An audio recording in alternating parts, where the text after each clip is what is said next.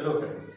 आज हम लोग देखेंगे जीवन के उद्भव के बारे में, ओरिजिन ऑफ लाइफ के बारे में। तो हमेशा से एंशियंट टाइम से ये सवाल हमेशा बना रहा कि जीवन की उत्पत्ति किस प्रकार से हुई और जीवन किस प्रकार से पैदा हुआ। तो इसमें हम लोग समझते हैं जो नेचर है उसमें सिर्फ एनवायरनमेंट नहीं है, एनवायरनमेंट के साथ साथ इसमें यूनिवर्स है, कॉस्मोस है, बहुत सारी चीजें हैं जो कि इसके साथ जुड़ी हुई हैं। हम लोग जब आसमान की तरफ देखते हैं तो हमको बहुत सारे सितारे चमकते हुए से दिखाई देते हैं। ये जो चमकते हुए तारे हैं ये हमारी मंदाकिनी का हिस्सा है और उसका जो पार्ट है वो है हमारा सोलर सिस्टम। और उस सोलर सिस्टम में हमारे 9 ग्रह पाए जाते हैं जिनको हम लोग मरकरी, वीनस, अर्थ, मार्स, जुपिटर, सैटर्न इन सभी नामों से हम जानते हैं। मैटर जो होता है वो फॉर्म ऑफ एनर्जी होता है जिसका उद्भव जो माना गया है वो 10 से 13 बिलियन ईयर्स एगो माना गया। और यहाँ पर प्रोटॉन, न्यूट्रॉन, इलेक्ट्रॉन बहुत सारे ऐसे पार्टिकल्स होते हैं जिनमें आपस में टकराव होता है। और बिग बैंग हाइपोथेसिस में ये बताया गया कि ये जो येलो था, ये जो मैटर था, इसमें पार्टिकल और एंटी पार्टिकल हुआ करते थे और इनके टकराव के कारण हाइड्रोजन की उत्पत्ति हुई। और जो प्रिमिटिव एनवायरनमेंट था वहां पर हाइड्रोजन बहुत ज्यादा अबाउंडेंट मात्रा में हो गई। और ये जो हाइड्रोजन थी वो बहुत ज्यादा रिएक्टिव भी थी और बहुत ज्यादा मात्रा में पाई गई। इसके अलावा और भी थ्योरीज हैं, जैसे कि 4 एंशिएंट थ्योरीज मानी जाती हैं। पहली थ्योरी ओरिजिन ऑफ लाइफ के बारे में जो थी वो थ्योरी ऑफ स्पॉन्टेनियस जनरेशन थी कि जीवन का जो उद्भव होता है वो अपने आप होता है। तो यहाँ पर वॉन हेलमोंट नाम के वैज्ञानिक ने यह दावा किया कि अगर पसीने से भीगी हुई कमीज को गेहूं की बाली के साथ रख दिया जाए तो चूहे उसमें पनप जाते हैं, तो इस पर अपने आप पैदा हो जाते हैं। इस थ्योरी का कई तरह से कई वैज्ञानिकों ने इसका खंडन किया। फ्रांसिस्को डी लेजरो, स्पॉन्जली और लुई पास्चर ने इन थ्योरीज को खंडित किया। इसके बारे में हम पिछले वीडियो में काफी बता चुके हैं। इसके बाद थ्योरी ऑफ स्पेशल क्रिएशन है, जो कि क्रिश्चियन माइथोलॉजी के लोग ये मानते हैं कि गॉड ने पृथ्वी का निर्माण जो किया वो 6 दिन में किया, जिसमें पहले दिन में आसमान और पानी बनाया, दूसरे दिन में लैंड एंड प्लांट बनाया, तीसरे दिन में सन, मून और स्टार्स बनाए, चौथे दिन में फिश और बर्ड्स बनाई, पांचवें दिन में ह्यूमन बनाए, एनिमल बनाए और 6th डे में स्पेनिश प्रीस्ट बनाए।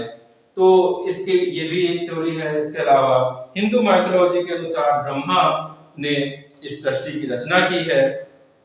इसके अलावा कॉस्मोलॉजिक थ्योरी या जिसको थ्योरी ऑफ पेनिस्पर्मिया कहा जाता है, जिसको रिचर्ड ने बताया, बोला गया है कि जो जीवन है वो नश्वर है, उसको न पैदा किया जा सकता है न मारा जा सकता है। तो ये थ्योरी कि इस थ्योरी की जो कल्पना थी वो ये कहती थी कि किसी दूसरे अदर प्लैनेट से जीवन आया और हमारे बहुत सारे स्पोर्स लेकर के आया और इन स्पोर्स और एग्स के द्वारा जो है यहाँ पर पृथ्वी पर सृष्टि का निर्माण हुआ। इसके अलावा जो चौथी थ्योरी है वो है थ्योरी ऑफ कैटास्ट्रोफिज्म या sudden creation of inorganic material. तो इस थ्योरी के अनुसार अचानक से जो इनऑर्गेनिक मटेरियल है वो फॉर्म करते हैं, जीवन का निर्माण होता है, प्रोटोप्लाज्म बनता है। और ये एक प्रकार की मैटेरियलिस्टिक थ्योरी है जिसको हैकल और क्यूरियर ने इसको प्रतिपादित किया। इसके अलावा मॉडर्न थ्योरी जो है जिसको नेचुरलिस्टिक थ्योरी कहा जाता है, ये भी मानती है कि जो जीवन है वहां पर जो लाइफ है उसकी जो ओरिजिन है वो अचानक से नॉन लिविंग मैटर से होकर के और धीरे धीरे ये कॉम्प्लेक्स होती चली गई और इनऑर्गेनिक मैटर से ऑर्गेनिक मैटर्स का फॉर्मेशन हुआ, प्रोटोप्लाज्म बना। प्रोटोप्लाज्म जो है लाइफ सब्सटेंस है और यहाँ से जीवन की शुरुआत होती है। लेकिन जो सबसे ज्यादा मानी जाने वाली जो थ्योरी है, जो सबसे ज्यादा एक्सेप्टेबल है थ्योरी, वो है आई.ए. कोपरिन की, जो कि एक रशियन वैज्ञानिक हुआ करते थे। 1963 में उन्होंने बुक लिखी जिसका नाम था ओरिजिन ऑफ लाइफ और उन्होंने इसमें 8 स्टेप्स बताए हैं। पहला फेज बताया उन्होंने एटॉमिक फेज। एटॉमिक फेज में उन्होंने ये बताया है कि जो अर्थ थी वो बहुत ही गर्म थी, रोटेटिंग थी, घूम रही थी। एक बादल था जिसका टेम्परेचर 5000 से लेकर 6000 डिग्री सेंटीग्रेड था और इसके अंदर बहुत सारे जो है मेटल एटम्स पाए जाते थे। वो atoms carbon, oxygen, hydrogen, nitrogen, sulphur, phosphorus और इस तरह से अनगिनत जो है एटम्स पाए जाते थे। ये जो प्रोटोप्लाज्म का क्लाउड था, प्रोटोप्लाज्म जो है इससे प्रोटोप्लाज्म भी बनता है। ये जो क्लाउड था ये 3 भागों में बट गया। रोटेशन की वजह से जो हैवी मेटल्स थे वो धीरे धीरे नीचे की तरफ आ गए, जिसमें आयरन, निकेल, कॉपर ये सब जो हिस्सा था ये धीरे धीरे कोर की तरफ आया।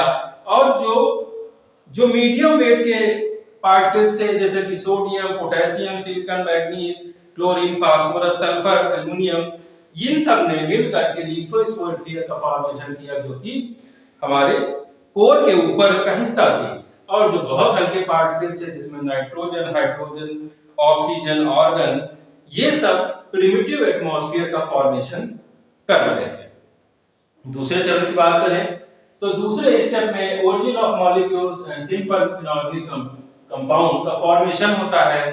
और यहाँ पर जो टेम्परेचर था धीरे धीरे कम होना शुरू हो जाता है, फ्री एटम जो होते हैं कंबाइन होना शुरू होते हैं और फॉर्मेशन होने लगता है मॉलिक्यूल्स का। ये जो मॉलिक्यूल्स हैं, मॉलिक्यूल्स के साथ साथ सिंपल इनऑर्गेनिक कंपाउंड फॉर्म होते हैं और मॉलिक्यूल धीरे धीरे कंडेंस होते जाते हैं, सॉलिड मैटर बनता जाता है और ये लिथोस्फीयर में आकर के अटैच होते चले जाते हैं। हाइड्रोजन जो कि most reactive, most abundant material पाया जाता था प्रिमिटिव अर्थ में, तो जितने भी अवेलेबल ऑक्सीजन थी उन सब के साथ ये कंबाइन कर गया और वहां पर फॉर्मेशन करता है ढेर सारे पानी का।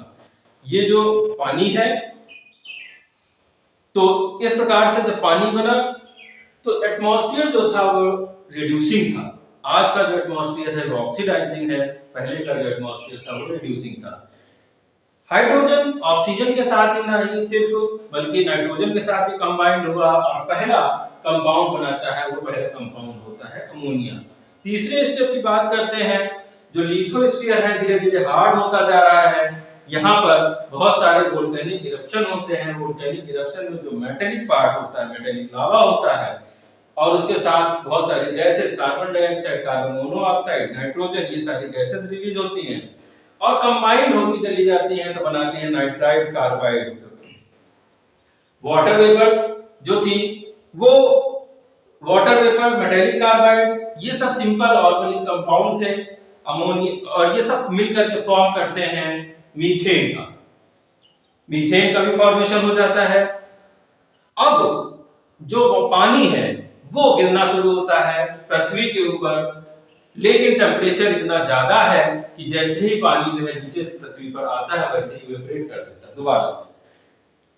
मिलियंस ऑफ ईयर्स जो है इस प्रकार की बारिश होती रही, टॉरेंशियल रेन होती रही, पानी इवेपोरेट होता रहा और धीरे धीरे पृथ्वी का टेम्परेचर धीरे धीरे कम होना शुरू हुआ। मिलियंस ऑफ ईयर्स के बाद जो टेम्परेचर है वो कम होता है और प्रिमिटिव ओशन का फॉर्मेशन होना शुरू हो जाता है। ये जो प्रिमिटिव ओशन है इसमें बहुत सारे डिसॉल्व जो है ammonia, methane, hydrogen cyanide, nitrite, carbide और अन्य गैसेस खुली हुई पाई गई। जो सिंपल मॉलिक्यूल्स थे अब धीरे धीरे ये कोलाइड करने लगे, एक दूसरे से मूव करने लगे, कोलाइड करने लगे और कॉम्प्लेक्स मॉलिक्यूल्स का फॉर्मेशन करना इन्होंने शुरू कर दिया। अब जो वाटर है, ऑक्सीजन है, मीथेन है, इन सभी ने रिएक्ट किया आपस में। ये जो कि मीथेन जो कि सैचुरेटेड थी, अब अनसैचुरेटेड जो है हाइड्रोकार्बन्स का फॉर्मेशन होता है। Ethylene, acetylene, aldehyde, ketones, alcohol, organic acid, इन सब का फॉर्मेशन होना शुरू होता है। इसके बाद यूवी रेस जो कि अब धीरे धीरे बारिश थी वो कम होने लगी थी तो सूरज चमकने लगा था, यूवी रेज आने लगी थी वहां से। साथ ही साथ जब बारिश होती थी तो थंडर स्टॉर्म होते थे, वहां से इलेक्ट्रिसिटी जनरेट होती थी, चार्ज पार्टिकल्स आते थे, वोल्केनिक इरप्शन होता था, वहां से हीट आती थी और इन सभी कॉम्प्लेक्सिटी की वजह से अब धीरे धीरे सिंपलर मॉलिक्यूल कॉम्प्लेक्स मॉलिक्यूल का फॉर्मेशन करने लगे और ये मॉलिक्यूल थे amino acids, sugar, glycerol, fatty acid, nitro, ये सारी चीजें बनने लगी। नाइट्रोजनस बेस बने बाद में। ये nitrogenous base large linear polymers का फॉर्मेशन करते हैं, और लार्ज लीनियर पॉलीमर्स प्रोटीन है, कार्बोहाइड्रेट है, फैट है। तो जो ओशनिक वाटर था एक इस प्रकार का मिक्सचर बन गया जिसको कि हम लोग प्रीबायोटिक सूप बोलते हैं। यहाँ पर बहुत सारे ऑर्गेनिक कंपाउंड पाए गए। फोर्थ स्टेप की बात करें तो यहाँ पर जो प्रोटीन है वो इलेक्ट्रिकली चार्ज जो है पार्टिकल है वो सारे एग्रीगेट होते हैं, कोलाइड हो जाते हैं, और कोलाइड होकर पार्टिकल का फॉर्मेशन करते हैं। अब ये जो पार्टिकल है इनसॉल्युबल ड्रॉपलेट्स में बदल जाते हैं। इन इनसॉल्युबल ड्रॉपलेट्स को प्रोटीनॉइड्स बोला जाता है। प्रोटीनॉइड जो है प्रोटीनॉइड्स बोला जाता है। ये प्रकार के मीसोस्फीयर्स हैं, माइक्रोस्फीयर्स हैं। माइक्रोस्फीयर्स के लाइक जो ड्रॉपलेट्स हैं, यहाँ पर बहुत सारे अपोजिट चार्ज हैं, और अपोजिट चार्ज की वजह से ये जो है मिलते चले जाते हैं, जुड़ते चले जाते हैं, और जुड़ जुड़ के ये कोएसर वेट्स का फॉर्मेशन करते हैं। कोएसर वेट्स पानी को एब्जॉर्ब कर लेता है और प्रोबायोन्स बन जाते हैं। तो जब ये वाटर को एब्जॉर्ब करता है, फूल जाता है, तो प्रोटोबायोन बन जाते हैं। अब ब्रेकडाउन ऑफ जो है कॉम्प्लेक्स मॉलिक्यूल पहली बार देखा गया। यहां पर जो कॉम्प्लेक्स मॉलिक्यूल थे वो टूटते हैं फर्मेंटेशन के द्वारा और सिंपल मॉलिक्यूल्स बनाते हैं। ये जो प्रोसेस थी इसमें एनर्जी का प्रोडक्शन हुआ, पहली बार एनर्जी का प्रोडक्शन हुआ, और यही एनर्जी का प्रोडक्शन हम लोगों ने देखा है एनारोबिक हेटेरोट्रॉप्स में, जो कि इस प्रकार की जो है क्रिया करते हैं। तो जो फिफ्थ स्टेप है origin of primordial life, DNA RNA के जो मॉलिक्यूल थे जो कि ओशन में जनरेट हो रहे थे, इनकी एक प्रॉपर्टी थी कि सेल्फ डुप्लीकेटिंग थे, अपने आप ये जो है अपनी कॉपी बना ले रहे थे, और यही प्रॉपर्टी होती है हेरिडिटरी मटेरियल की। जो वायरसेस से होते हैं उनके ऊपर कोई कवरिंग नहीं होती, वो एक प्रकार के हेरिडिटरी मटेरियल है, डीएनए है, आरएनए है, और अपनी कॉपी बना लेते हैं। तो वायरस को इस प्रकार से मोस्ट प्रिमिटिव, मोस्ट प्रिमॉर्डियल ऑर्गेनिज्म माना गया। छठे स्टेप की बात करते हैं तो सिक्स्थ स्टेप जहां पर प्रोकैरियोट्स का फॉर्मेशन हो जाता है। तो प्रोकैरियोट्स जिसमें को ना तो हिस्टोन है, ना ही उसके अंदर सेल ऑर्गेनेली है, ना ही माइटोकॉन्ड्रिया है, उसके अंदर मूवमेंट के लिए फ्लैजेला पाया जाता है, और डिवीजन सिर्फ माइटोसिस के द्वारा होता है। इसके बाद सेवेंथ स्टेप की बात करें तो सेवेंथ स्टेप में ऑटोट्रॉपिज्म की का डेवलपमेंट होता है। ये दो प्रकार का है, कीमोसिंथेटिक प्लांट, कीमोसिंथेसिस आती है जहां पर carbon dioxide, sulphur, hydrogen sulphide मिल करके ग्लूकोज बनाते हैं, पानी बनाते हैं और सल्फर का निर्माण करते हैं। अगला स्टेप आता है, वो स्टेप जो है फोटोसिंथेसिस का है। फोटोसिंथेसिस में कार्बन डाइऑक्साइड, वाटर मिल करके ग्लूकोज बना रहे हैं, पानी बना रहे हैं, और ऑक्सीजन इवॉल्व करते हैं। अब यहाँ पर ऑक्सीजन जब आ जाती है तो जो हमारा जो एनवायरनमेंट है अब धीरे धीरे ऑक्सीजनेटेड होना शुरू हो जाता है। ऑक्सीजनेटेड एनवायरनमेंट, बाद में जो यूकैरियोट्स है उनका फॉर्मेशन होता है। यूकैरियोट्स के अंदर अब बाकी सारे जो कॉम्प्लेक्स ऑर्गेनेली हैं वो भी पाए जाते हैं, माइटोकॉन्ड्रिया भी पाया जाता है, राइबोसोम भी एफटीएस पाया जाता है, हिस्टोन प्रोटीन भी पाई जाती है, और सारे के सारे कॉम्प्लेक्स मॉलिक्यूल्स इसके अंदर पाए जाने लगते हैं, और जो फॉर्मेशन होता है वो मोनेरा का फॉर्मेशन होता है। इस प्रकार से जीवन आ जाता है।